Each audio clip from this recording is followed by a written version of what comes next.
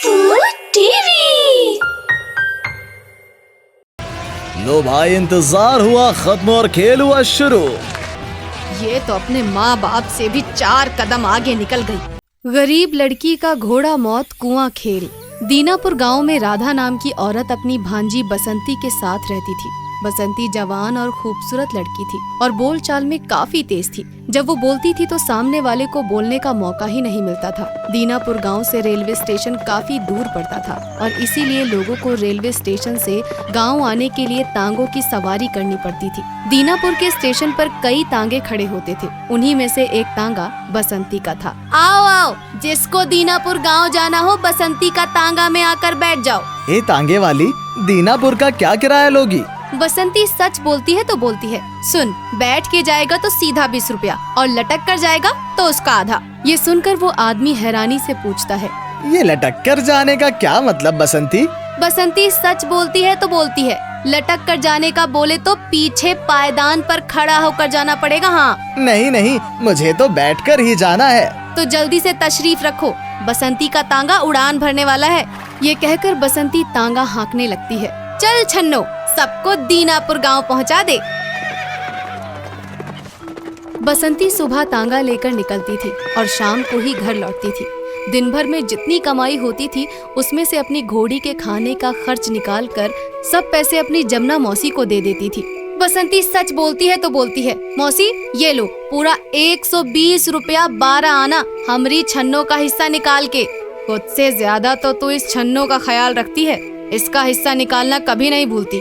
बसंती सच बोलती है तो बोलती है, मौसी हमरी छन्नो को भी तो चना दाल घास चाहिए ना, खाएगी नहीं तो कमाएगी क्या वो?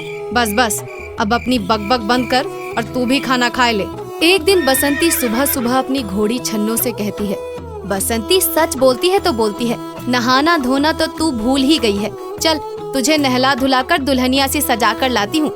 यह कहकर बसंती घोड़ी की पीठ पर सवार हो जाती है और उसे दौड़ाती हुई जंगल के पास झरने पर पहुंच जाती है।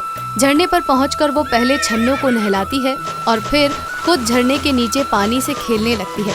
काफी देर तक ऐसे ही पानी से खेलती रहती है और जब पानी से बाहर आती है तो अचानक ही उसके कानों में किसी औरत की आवाज सुनाई देती है, बसंती, ओ बसंती, तू कैसी है मेरी बच्ची? ये आवाज सुनकर बसंती चारों तरफ आश्चर्य से देखते हुए कहती है, बसंती सच बोलती है तो बोलती है, यानी तुम हो तो औरत, पर हो कौन और दिखाई क्यों नहीं दे रही?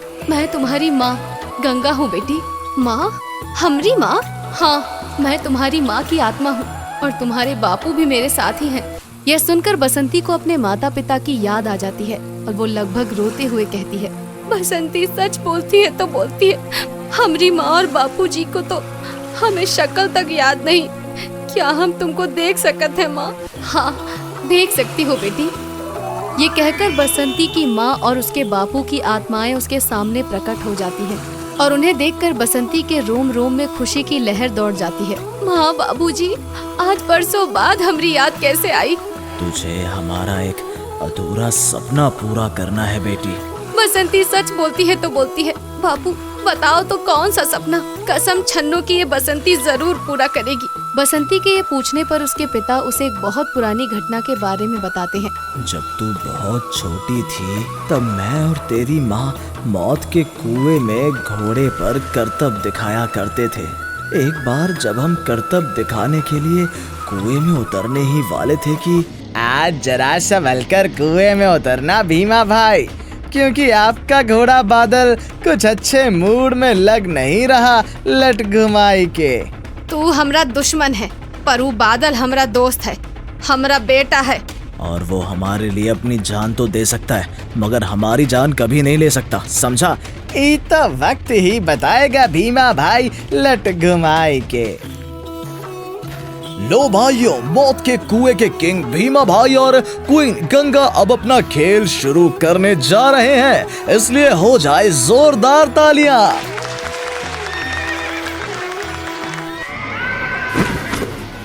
लो ये गवा काम तमाम, अब मुझसे बड़ा हॉर्स स्टंटमैन दुनिया में कोई नहीं होगा। मगर बादल ने आप दोनों को धोखा क्यों दिया बाबूजी? क्योंकि उस कमीने लटधारी ने बादल को बहुत ज्यादा शराब पिला दी थी बेटी। बसंती सच बोलती है तो बोलती है। हमको उस जालिम लठधारी का पता दो बाबूजी, हम उसको मार कर ही दम लूंगी। हाँ।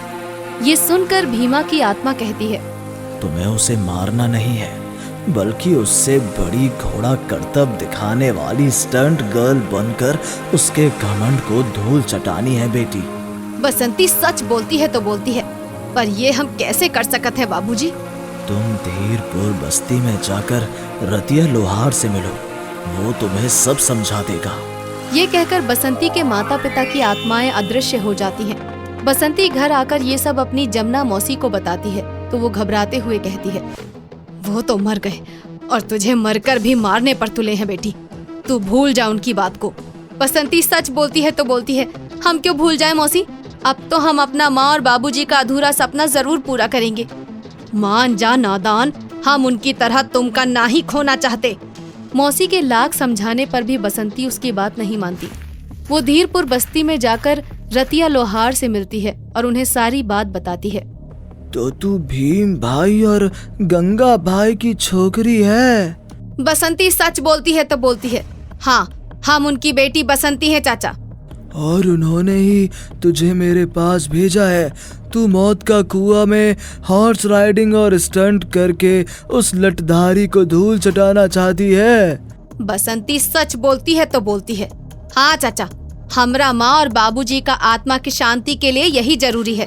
तो फिर इस लोहार चाचा को आज से अपना उस्ताद समझ बसंती। उस दिन के बाद बसंती रतिया लोहार से हॉर्स राइडिंग और स्टंट सीखने लगती है और फिर कुछ ही दिनों में मशहूर स्टंट गर्ल बन जाती है। जिसे देखना है आ जाइए, दुनिया की सबसे मशहूर स्टंट गर्ल बसंती मौत के कुएं में दिखाने वाली है हैरत अंगेज करतब। सोचिए मत, जल्दी आइए। लो भाई, इंतजार हुआ खत्म और खेल हुआ शुरू। वाह वाह बसंती, तू भी क्या कमाल करती है। हाय राम, छोकरी तो सच में कमाल करती है। ये तो अपने माँ बाप से भी 4 कदम आगे निकल गई। कुछ ही दिनों में हर जगह बसंती की ही चर्चा होने लगती है और वो मौत के कुएं की मलिका बन जाती है। माँ बाप का काम तमाम किया तो कमबख्त बेटी आ मरी लट घुमाई के, मुझे तो अब कोई पूछता ही नहीं। तुम अब संन्यास ले लो लठधारी, क्योंकि अब इस लड़की के सामने तुम्हारे स्टंट टिक नहीं पाएंगे। एक दिन बसंती मौत कुआं खेल दिखा रही होती है तो एक अंग्रेज डेविड और उसकी वाइफ जूली की नजर उस पर पड़ती है। यूनिक, वंडरफुल, वाह क्या स्टंट करती है मैन, इसको तो हमारे लंदन सर्कस में होना मांगता है। तुम बिल्कुल ठीक बोला डेविड। बसंती के हैरत अंगेज करतब देखकर डेविड और जूली इतने अधिक प्रभावित होते हैं कि सीधे बसंती के पास आ पहुंचते हैं। हमारे लंदन में बहुत बड़ा सर्कस है, लंदन सर्कस। हम अपने इस सर्कस में आपका शो कराना मांगता बसंती। हम आपको बहुत पैसा देगा। एक शो का पूरा 5 करोड़ देगा, 5 करोड़। ये सुनकर बसंती और रतिया लोहार की खुशी का ठिकाना नहीं रहता, मगर लठधारी ये सुनते ही बसंती का कट्टर दुश्मन बन जाता है। मैं भी देखता हूँ कि तू विदेश जाकर 5 करोड़ की कमाई कैसे करती है लट घुमाई के। तुझे भी तेरे माँ बाप के पास नहीं पहुँचाया तो मेरा नाम भी लठधारी नहीं। यही सोचकर एक दिन जब बसंती मौत के कुएं में उतरने वाली होती है तो लठधारी उसकी घोड़ी छन्नो को शराब पिलाने की कोशिश करता है। ले पी पी, अरे इस बसंती को भी उसके माँ बाप के पास पहुँचा दे लट घुमाई के। मगर तभी वहाँ गंगा और भीमा भाई की आत्माएं प्रकट हो जाती हैं। लालची धोखेबाज पापी आदमी, तू हमारी तरह हमारी बेटी को भी मारना चाहता है। पर हमरे होते तू उसे कभी नहीं मार सकत है। हाँ भीमा, गंगा, तुम मुझे माफ कर दो, मैं बसंती को कुछ नहीं करूँगा लट घुमाई के। यह कहकर लठधारी उनसे बचने के लिए छन्नों पर सवार होकर बच निकलने की कोशिश करता है, मगर तभी उनकी आत्माएं हवा में उड़ते हुए छन्नों में प्रवेश कर जाती है और वो दौड़ने के बजाय तांडव करने लगती है। अरे बचाओ बचाओ, ये घोड़ी मुझे मार देगी, कोई मुझे इससे बचाओ भाई।